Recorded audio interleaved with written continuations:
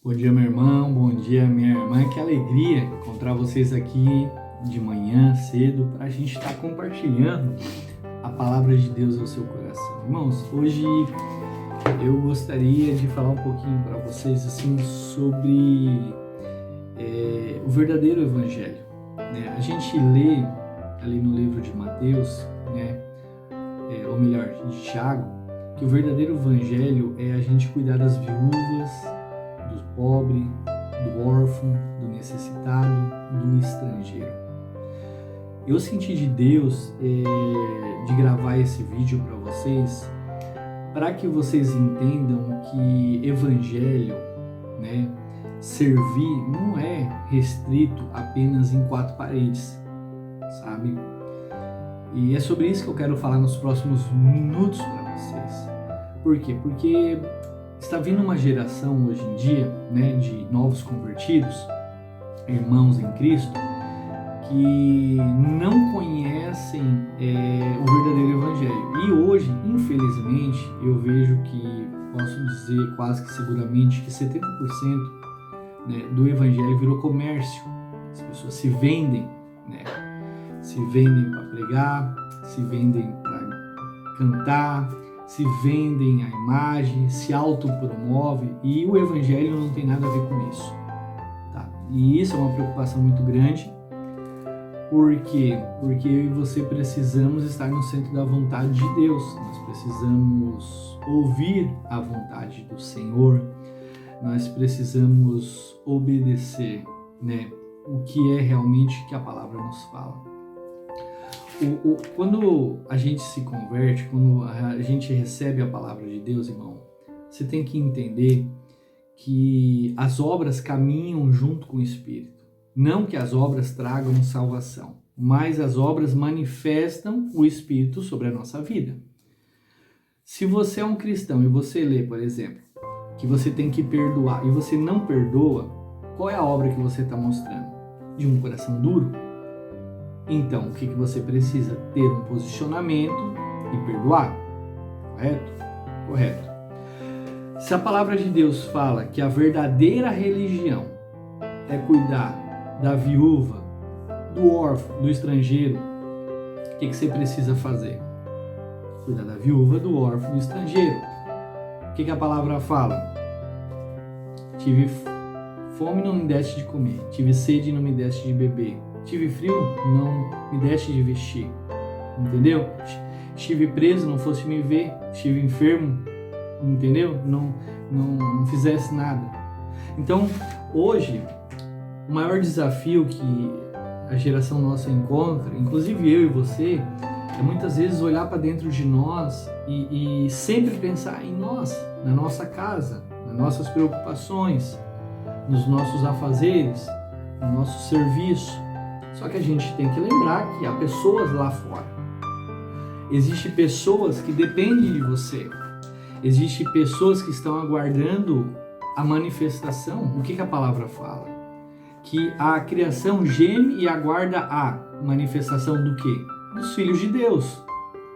E agora eu te pergunto a você que está me ouvindo nesta manhã. Você realmente se considera um filho de Deus? Uma filha de Deus? É uma coisa para se pensar. Talvez você diga assim, pastor, eu me considero. E glória a Deus por isso. Amém, irmão, irmã? E o que você está fazendo para cumprir e para viver o verdadeiro evangelho? Porque às vezes a pessoa fica tão focada, eu vou para a igreja, eu vou para a igreja, eu vou para a igreja, eu vou cantar, eu vou para o serviço, eu vou para isso, eu vou para aquilo, eu não vou mentir. E tá vendo as pessoas necessitadas. Você não precisa ir para a África para ajudar alguém. Pode ser que alguém na sua família está precisando de ajuda. Talvez você não precise ir para a África para ajudar alguém. Às vezes alguém na sua rua, na sua casa, está precisando de ajuda.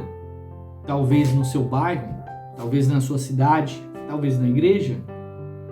Quem é o teu próximo que a palavra fala? É quem está próximo de você. Então, eu quero que vocês entendam, irmãos, abram o entendimento de vocês para que vocês possam servir. Sempre que Deus der mais do que vocês precisam para viver, financeiramente falando, não aumente o muro de vocês. Não se isolem das pessoas, em outras palavras, mas aumente a mesa, o cuidado. Sabe, eu vejo exemplos de pessoas que fizeram muito com pouco que tinha. Pessoas que na simplicidade mudaram situações. Por exemplo, às vezes eu vi situações de mulheres que elas não cantavam, não pregavam, não trabalhavam na igreja, mas uma das irmãs ficou doente e não tinha como limpar a casa. E um grupo de irmãs se reuniram, foram na casa dela fazer faxina e comida. Por quê? Até ela se recuperar. Isso é evangelho. Isso é cuidado, irmãos. Como outras pessoas que souberam que pessoas que estavam passando necessidade dentro de casa, cortar a luz, porque você sabe, irmão. Você sabe o que eu estou falando, irmã. Nem sempre a gente tem condições financeiras para bancar todas as coisas. E todos nós passamos por dificuldades. E a Bíblia diz que aquilo que você quer que Deus faça para você, que você faça para o outro. Então, se você sabe que alguém está passando uma dificuldade, numa energia, numa água, numa luz, num alimento, por que você não vai ajudar? Isso é evangelho. Evangelho não é só pregar em cima do altar, evangelho não é só curar pessoas, não é só expulsar demônios, evangelho é prática de amor, né? E se vocês prestarem atenção, Jesus ele sempre caminhava, tá? Com a pregação do evangelho e obra social. Jesus olhava para a viúva, para o necessitado, para o órfão, irmão, ele brotava em ação. E o que eu vejo? Eu vejo hoje igrejas, né? De forma geral, irmãos também, inclusive eu fazia isso porque fomos doutrinados isso, e eu estou falando isso no sentido não de me achar melhor do que ninguém, mas de haver um despertar na nossa fé, da realidade daquilo que Deus deseja. Às vezes a gente acha, como eu falei, que a gente só indo para a igreja, servindo na igreja é o suficiente. Não, irmão, as pessoas estão sofrendo do nosso lado. Às vezes é o teu patrão, a tua patroa, a tua esposa, o teu marido, o teu filho, o teu amigo, o teu colega de serviço. Abra o teu coração, entenda que você é um agente de milagre, um filho de Deus, sabe? E não fique fechado, não tenha um pensamento só quadrado, que fala dentro da caixa, pensa fora da caixa. Você pode ser útil de muitas formas, como eu falei, tem pessoas que estão me ouvindo hoje aqui que são acamadas, talvez. Não podem ir até, mas pode entregar uma palavra, pode dar uma palavra para um ajudador, um pai, uma mãe, pode dar uma palavra para um filho, para uma filha, para um enfermeiro, pode mandar um versículo bíblico, pode fazer uma oração, pode encaminhar esse devocional para que haja uma mudança. Então existem muitas formas. A questão é você produzir. Quando a palavra fala que Deus entregou talentos a 1, a 2 e a 3 ali, o que aconteceu com aquele que teve um enterrou? Deus falou, servo infiel. O que você está fazendo com o seu talento? Você realmente, você está vivendo o reino de Deus? Ou você, o fato de você ir para a igreja, entregar dízimo e ofertas lá, limpar, varrer a igreja, você acha que isso é reino? Não é. Reino é muito maior. O que a palavra está falando, a verdadeira religião. Então eu vou te perguntar assim, quantos órfãos você tem visitado neste último ano? Ou nesses últimos anos? E órfão, aqui não se trata, como você e eu sabemos, que antigamente eles não tinham direitos nenhum, né? Mas hoje em dia eles têm. Mas aqui o que eu quero falar, o que a palavra nos traz, não é só órfãos que não têm direitos, mas uma pessoa que não tem pai e mãe. Eu queria dizer para vocês que se hoje vocês ouvem a minha ministração, ouvem a palavra, é porque realmente num período da minha vida, né, onde a minha família ainda era longe de Cristo, eu fiquei na casa de um colega meu, eu dormia lá. E a mãe dele meio que me adotou, tanto é que eu falava que era minha mãe de coração. Hoje, graças a Deus, ela está em Cristo Jesus, para a glória, né, do Senhor e para a honra do Senhor. Mas o pai e a mãe dele meio que me adotaram. Eu era o órfão naquele momento, entende? E hoje eu estendo a minha paternidade a outros. Então, assim, quando fala de órfão, está falando de talvez um rapaz, uma moça que não tem pai, não tem mãe, não teve referências. Uma pessoa necessitada não é só quem está na rua, é pessoa que está passando necessidade. Um estrangeiro, você sabe quanto é difícil mudar, e eu digo isso por causa dessa logística. Eu tive que vender 80% da minha casa para mim vir para Santa Catarina. E como é difícil, por isso que eu falo para vocês os compromissos de comprar tudo novo, tive que ir atrás das coisas que Deus tem me dado e prosperado, entendeu? Então, assim, eu quero despertar um coração amável. Eu quero fazer você olhar realmente para o Evangelho, aquilo que é importante. Não que você não deva dizimar e ofertar na igreja, claro, e deva fazer com amor, alegria, porque Deus não recebe nada que não é isso.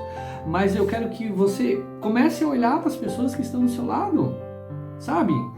É importante, por exemplo, o período aqui que eu não estava conseguindo gravar os devocionais aqui, eu me lembro que muitas pessoas mandaram mensagem, inclusive uma delas é a Lindaura, agradeço de coração, que o Senhor te abençoe e recompense, Lindaura, Karine, também, e muitas outras pessoas, né, que agora não me recordo, mas se preocuparam.